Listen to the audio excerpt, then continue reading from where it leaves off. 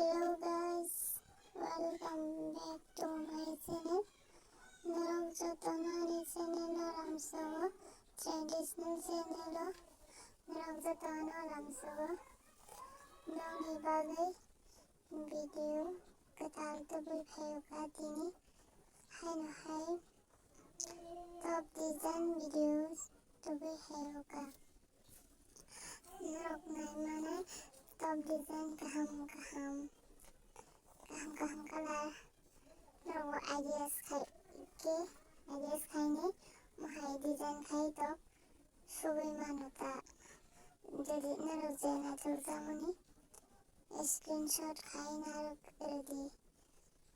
narok ola jeku subai namu jonghaike mahai system khai subai manuta narok nai mankana design gusuk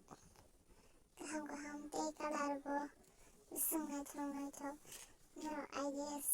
oroni haike semke subai mano naidin kosom rok gufur rok nude color rok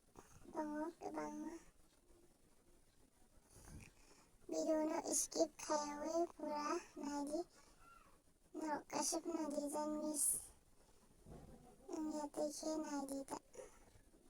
narok video no skip khainaike engke jena tuljamani nogi angi mano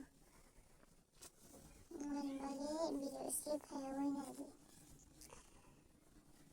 bomo narok bisi jotoni naituljaka comment khaisadi bo color no bisi naituljaka bo design no bisi naituljaka comment khaisadi tei ani channel no mahai tebo video naithoknai bagi subscribe khaitoni video naituljaka hingke like share subscribe comment khaina tapokdi tei bell icon bo sini tonidi